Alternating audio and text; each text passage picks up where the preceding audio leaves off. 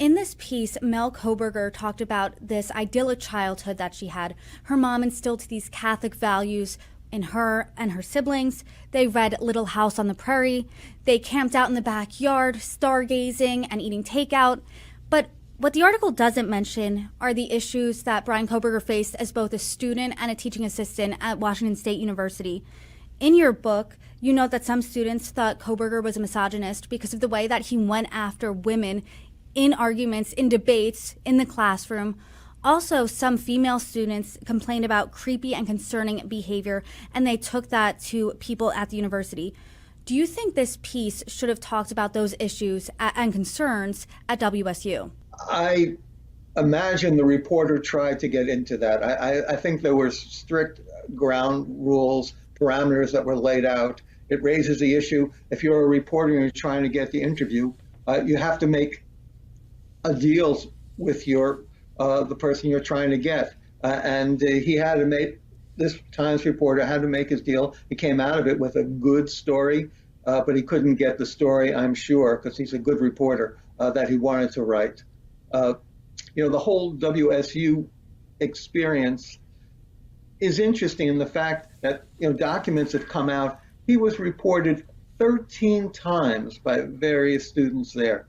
They all saw this. His family, in the course of 2 months, saw this. His family saw nothing out of all these years where he was living at home. I don't believe it. One professor, in fact, wrote to the department head that really I'm wary about Kohberger because some point down the road, he's going to get a professor's job. He's a smart guy, and some student is going to be in jeopardy of being harassed by him. He never imagined anything like murder. But everyone else saw these signs. How could the family not have seen them?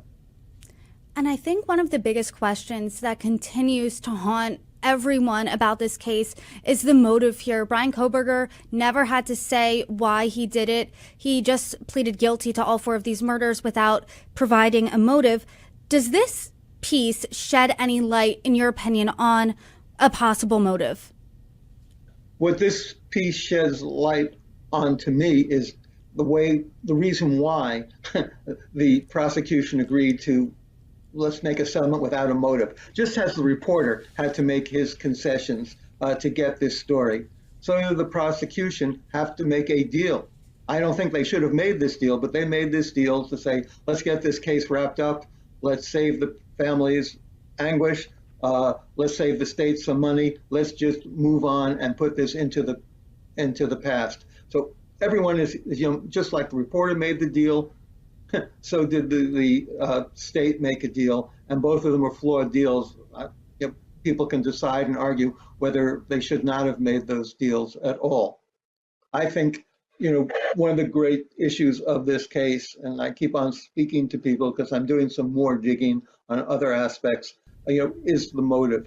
The fact that a settlement was made without having any idea of why it happened just raises so many issues, and why this case will linger on for years. One of the other big questions surrounding this is what the family knew and when they knew it, if they knew anything. And according to the article, Kaylee Gonzalez's dad, Steve, said he feels for the Kohberger sisters, right? They didn't murder anyone, yet they have faced this torrent of public scrutiny since the murders, since their brother was arrested. But he still has questions on what the parents knew or what they even suspected. That's long been a question here. What the parents knew, when they knew it, if at all. Melissa Kohberger, she was mad, according to this piece, at online theories that suggested her parents or her entire family knew anything. What do you make of that? Does this article clear up anything to you regarding what the Kohbergers knew, if they knew anything at all? This article clears up absolutely nothing about that.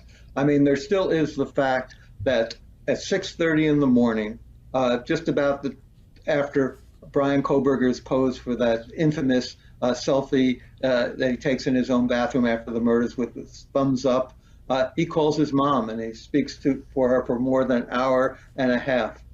I find it difficult to believe that after he committed 4 murders that he admits to, that she didn't notice anything in his voice, in his mood, in the way he was. Yes, he calls regularly to speak to his mother, but I think something was betrayed. I can't believe that the father sat next to him in a Hyundai Elantra, about less than a yard apart for length of just about the entire country for this trip, while the police are looking for a white Hyundai Elantra, and his son lives 10 miles away, and they knew enough to ask their son if he should be worried about the murders, but not if any part of his being involved. I don't think we're getting the whole story. I think it might be difficult for the parents to articulate what they were feeling at the time, but I think there's a lot that has not been told. Also, early on in my reporting, why did Kohberger finally decide to make this plea deal? Part of the reason was, as it was explained to me by people close to the case, is that he felt that his parents were now going to be called on the stand. His mother would have to answer what specifically was said during that telephone conversation at 6:30 a.m. that went on for over an hour after the murders. It wasn't like a Times reporter you could make a deal. On the stand, they would have to direct questions. Same thing, his father was going to have to talk about what went on in this car trip across America. Again, rather than put them on the stand, put them in any kind of jeopardy. That was one of the reasons why he made this deal. Of course, there were other reasons. He wanted to avoid the firing squad. Maybe he wanted the whole thing to disappear. But I think, again, we're not hearing the whole story. There was a closeness between his sister and Kohberger. She sent him a heart. This heart was in front of him when he pled guilty. Why did he felt a closeness to his family. He was pleading guilty to 4 murders, and yet he was also thinking about his family. I find it difficult to believe they hadn't shared enough for them to get a sense of what was going on in his world and his life. If professors were getting it, if students were getting the sense, why didn't his family who were in close contact? Or maybe they were used to a level of behavior that was so outrageous normally that they didn't see any difference. But she does not say that there was any real outrageous behavior. She reports, makes it seem like the Von Trapp family from The Sound of Music. They were all cavorting in the backyard in Connecticut under the stars. This one happy family. I don't think that was the case. Again, the father went through bankruptcies twice. It was a tough life. The son was a heroin. A father calls the police on the son after he steals the daughter's iPhone. This was, not a happy childhood. And in retrospect, I think she's putting a gloss on it.